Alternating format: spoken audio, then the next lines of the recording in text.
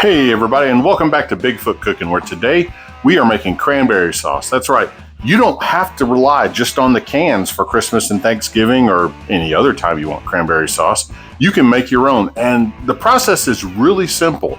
I mean, let me kind of run you through the ingredients, because there can be a lot or there can be really not that many. I mean, to start this process, of course, you need cranberries. Now, you can get these fresh or frozen. For this process, it really doesn't matter which way. It just depends on what's available, because I imagine in the summer, you're probably going to have to get frozen. I don't know if there's that many fresh during that time of the year. But we've got a bag of cranberries, which is about 12 ounces. Although I will say I was surprised. When I got them home, I actually weighed the bags, and I checked all four of them. All four actually had more than 12 ounces, so I was kind of happy with that. But we got our cranberries.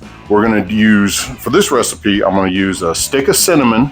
We're going to use a half a cup of liquid. Now, by that liquid, you could use a half a cup of water. You could use a half a cup of orange juice, apple juice. You could even go with a red wine if you wanted that kind of flavor to it. So you've got your liquid to go with it. A cup of sugar. Now, you could use your white sugar, your traditional sugar, granulated sugar. You could use brown sugar. You could use, in this case, I'm going to use a half a cup of regular sugar and a half a cup of brown sugar. So that way we kind of get both of them to go in there. We're going to zest an orange. We're going to basically scrape the outside. I'll show you that. And we're going to just add a pinch of salt, because really with all the sugar, even though these are very tart, you can go a little too much and the salt will help bring it down. So step one for this process, well, let's wash some cranberries and get them in a pot. All right, we're going to take our cranberries here to the sink. We're going to go ahead and wash them off and get everything cleaned off. And of course, any of them we find questionable, we're going to take those guys out. I'm not going to use them. I mean, nobody wants bad cranberries in their cranberry sauce, right? All right, and we're going to take our cranberries and just pour them into the pot. All right, and from here, we're going to add ourselves the cinnamon stick. That way we've got a little bit of flavor with the cinnamon. And the point of the stick is so that way, if you could use just regular cinnamon if you wanted, but I don't want that gritty texture in it. So that's why we're putting that, because we're going to fish it out later. And after the cinnamon, what we're going to do, we're going to take our orange, and we're actually, instead of just zesting it to get the little bits out of it, we're going to peel it. So that way we can take the skin, because that's really all we're after anyway. It's the little bit of flavor that's there. And these bigger pieces, we can peel out later. And you don't want to get too much of the white, because the white is bitter. So we're just going to take and slip us off about 4 pieces of this to put in the pot. And then we'll get on with the next stuff. All right, so now that we've got our zest off of this guy, we're going to go ahead and slice up our orange. That way we've got some fresh orange goodness. We're going to go ahead and squeeze it out. We're basically after a half a cup of juice. And in this case, like I say, you could do water, OJ, apple, red wine, whatever liquid that you wanted to put in here. So we're going to see how much juice we can get out of this here orange.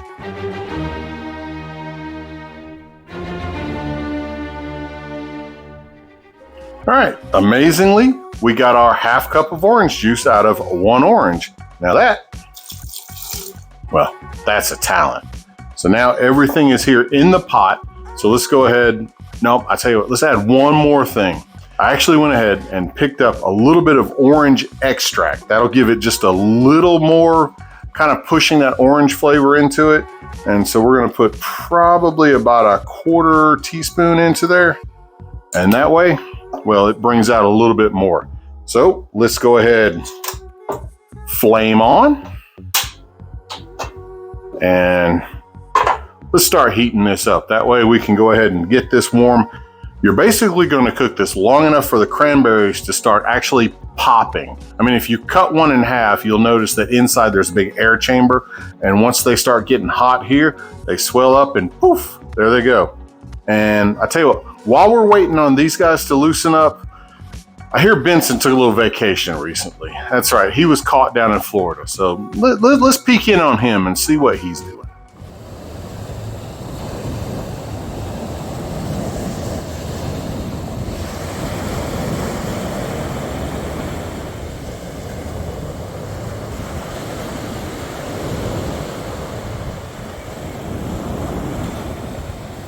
Oh, hello there.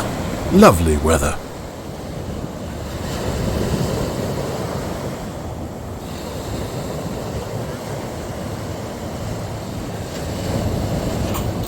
Yeah, I'd definitely say Benson is living the life down there. It's like 42 degrees outside. It's kind of chilly. And where's he at? The beach. Seriously, how does one get into the Bigfoot lifestyle? Because he's doing his best, I tell you what. So now that this has, it's funny, as the cranberries cook, they actually pop. It's almost like popcorn. That's why we've got this really high-sided bowl for just a little bit of stuff in here. It keeps from making a mess all over the place. So now that this is cooked down and we've kind of got it to where it's juiced out a little bit, we're going to add in our sugar to it. And that way that will give it something to help sweeten it up with. And it'll also help pull out the juices. So we got our sugar, we got our brown sugar, and now we mix. And it's funny, if you look down in here, you'll see just adding the sugar to it made everything nice and juicy. We're gonna go ahead and cook this for probably about 10 minutes. That way this gives the berries a chance to really break down with the heat, and it gives us as much of that cranberry flavor that we can get out of it. All right, we've let this cook down a pretty good little bit. We've got kind of a thickness going on here. Let's go ahead and remove our extras. That's right, it's time to pull out our cinnamon stick and some of the, whoops. Now let's go ahead and pull out our orange peels too, because we're gonna hit this with immersion blender and, well, I don't want these bigger pieces in here, all right? You could leave them in there. You could go ahead and cook them in if you wanted to, but I figure, we'll just keep this more cranberry than everything else. So now we're getting into that stage of how do you want your product finished? You could actually serve it just like this with the cranberries nice and big, and that way, well, there's no question it's homemade. But in this case, I'm gonna hit it with an immersion blender. Now you could also pull this out and put it into a food processor and grind it if you wanted to, but I'm gonna hit it with this a little bit to go ahead and break up all the berries. So, party time. All right, things are looking good in there, I tell you what. Matter of fact, let me show you. We're gonna go ahead and scoop up a little bit. Now you notice all them berries have disappeared and you have nothing but cranberry.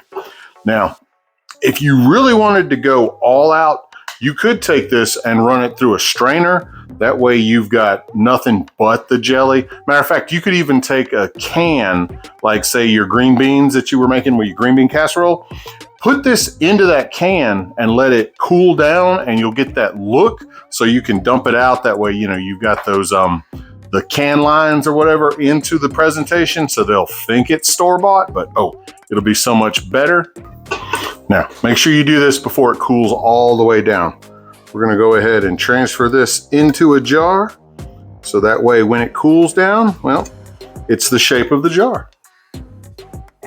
And ta-da, there you go. You have made yourself one jar, or if you, like I say, went with the can method, 1 can of cranberry. Now, from here, I'm gonna go ahead and set this lid on here. I'm gonna set this into the fridge and we're gonna let it cool off for a couple of hours. And after that, well, let's see if I can get it out of here and make it look all pretty. All right, actually I decided to go ahead and make another batch so that way I could show you the can method and the strainer method. Now I've got these already, like I say, I skipped all the way through so that these are now pureed and everything's ready to go. We're gonna take this and dump it into a strainer, cinnamon stick and all. Both cinnamon sticks, yeah. This is actually a double batch right here. I went ahead to save time and I made twice as much as I did before. So let's get everybody out of here. All right, now that everybody's out of the pot, we're gonna take our strainer here and we're just inside of it. We're gonna go back and forth until we get everything to go through the filter, I guess you'd say. Now, because this will thicken up as it cools down, you wanna make sure you're doing this while it's hot. If you wait too long, well, then you've got your jelly and it kind of defeats the purpose. All right, so we have reduced this down to where basically we've nothing but the pulp. Let's go ahead and scrape everything off the bottom here. We don't wanna waste none of it, now do we? And what we're left with is a lot cleaner jelly. Now, I've got my tin can right here. We're gonna go ahead and pour this into it so that way it fills it up. And like I say, this way you can surprise your guests because, well, they won't realize that it's not store-bought. Let's see, let's get this pretty close to the top. All right, that looks pretty good. And I'll put the rest of this in just a canning jar because I have a plan. A man and a can and a plan. And get on in there, all of y'all. Now y'all remember these little parts here because this might be next week's show too. You never know. We've got our 3 things of cranberry right here. Let me go ahead, like I said earlier, let me go ahead and put these in the fridge and we'll see you guys back here in about, I'm gonna guess 4 hours. We'll see. So I'll check back with you when it's cooled off. See ya. All right, so I got the other one still in the fridge, but I'm gonna take the first one I made and let's see how this goes. Like I say, this is the one where we didn't filter it or anything. We just kept all the pulp inside of it. So now let's see if I can wave the magic wand and get this guy to come out. We'll just let it sit here and maybe nothing's happening. All right, let's see if I can convince it. A little shaking. Oh, we have cranberry sauce or cranberry jelly, or I don't know, we have cranberry. Let's see, let's lay it on the side here. Let's see how it slices up, because you know, when it comes out the can, there's a certain aesthetic to it. Look at there, it works. And of course, the real question, does it taste like cranberries do? And it does. Now, what I do like about this is you have, I guess you would say it has pulp in it. You know, like your orange juice, you have a little bit of that. Well, with this, because we kept the skins and everything, we just blended it and put it in there. It has pulp, it has texture, and of course it has really good flavor compared to just the can. It's a little more tangy. It's, I don't know, it's better, I think. And I mean, if you're gonna serve cranberry, why not up your game and say, hey mom, I made this. It didn't come from a can. So for now, well, I'm gonna enjoy me a little cranberry because I still got some leftovers from Thanksgiving that will require just a touch more of this. And while I'm chowing down on this, y'all can know that Bigfoot is real. Really on vacation, but Bigfoot is real. Y'all take care.